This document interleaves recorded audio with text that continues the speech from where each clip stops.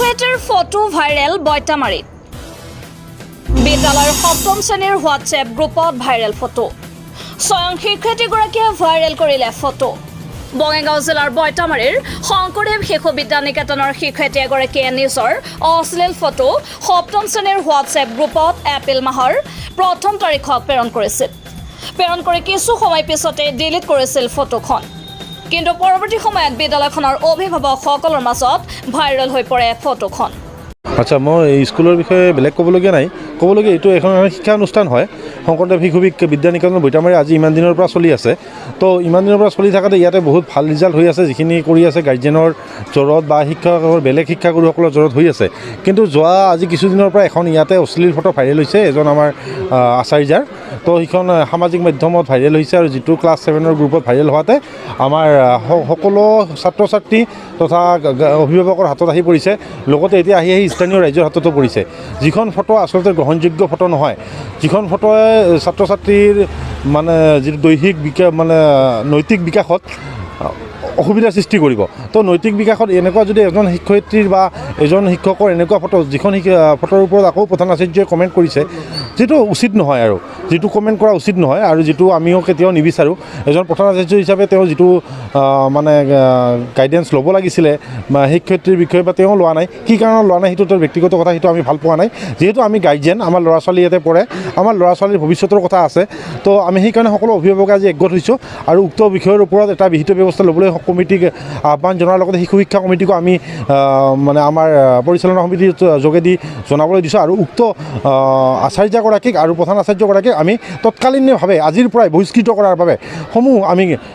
অভিভাৱকৰ ফালৰ পৰা বা স্থানীয় ৰাইজৰ ফালৰ পৰা দাবী জনাইছোঁ এপ্ৰিলৰ প্ৰথম সপ্তাহত হ'ব লাগে সম্ভৱ তাৰ আমাৰ মানে তিনিটা অংকুৰৰ পৰা দশম শ্ৰেণীলৈ গ্ৰুপ আছে তিনিটা সেই গ্ৰুপটাত তাৰমানে আমাৰ বহুত ধৰণে মেছেজ যায় মেছেজ মানে আমাৰ ধৰক স্কুলৰ পৰা কিছু ভাল মেছেজ দিয়া হয় চিলেবাছ বা পাঠ্যক্ৰম একাডেমিক চাইডত আৰু তাৰপিছত যেতিয়া কিবা কাৰণত আচাৰ্যাই আমাৰ চিঠি পঠাব লাগিলে বা আমাৰ এইদিনা ধৰণে আমাৰ এপ্লিকেশ্যন পঠাব লাগিলে সেই এপ্লিকেশ্যনো ধৰক আমাৰ গ্ৰুপতে দিয়ে কিবা কাৰণে জ্বৰ বেমাৰ হ'লে চাওক কোনোবা নাহিলে বেমাৰ আজিকালিতো হোৱাটছএপতে দিয়ে পাৰে তো ভুলক্ৰমে হয়তো এইটো কেই তাৰিখত এটা বেয়া সেইটো আহিছে তাৰমানে আমাৰ গ্ৰুপত 7 ক্লাছৰ গ্ৰুপত মোৰ ব্যক্তিগত গ্ৰুপত নহয় মোৰ ক্লাছ 7ৰ গ্ৰুপত তো 7ৰ গ্ৰুপতে মানে সেইটো হয়তো তেওঁ নিজৰ শুই থকা বা সেনেকুৱা হ'ব পাৰে তো সেইটো পাই লগে লগে মানে এইটো ডিলিট কৰি দিব বা এইটো বেয়া মেছেজ আহিছে সেইটো মানে দিয়া হৈছে আৰু সেইটো খুব মানে লজ্জানত কৰা ঘটনা খালি যে শংকৰদেৱ স্কুলটো মেইনলি হয়ে তাৰ উপৰি উত্তৰ অঞ্চল অভিভাৱক ছাত্ৰ ছাত্ৰী হয়তো এনেকুৱা ঘটনা বোধ হয় বিগত 100 বছৰতো হোৱা নাই আৰু আশা কৰোঁ আগন্তুক 100 বছৰতো নহ'ব ইমান যে এটা লজ্জানত কৰা ঘটনা যে যি হওক ঘটনা ঘটিলেতো নিশ্চয় তাৰ ষ্টেপ ল'বই লাগিব কিন্তু কিছুমান নীতি কি কয় আইন কানুনৰ কথা আছে তো সেইকাৰণে আমাৰ হয়তো আমি এতিয়া ল'ব পৰা নাই যাতে আমাৰ কাৰোবাৰ চাকৰি যায় কাৰোবাৰ শাস্তি হয় কাৰোবাৰ পানিছমেণ্ট হয় দোষ কৰিলে সেইটো আমাৰ ক'ব লগা একোৱেই নাই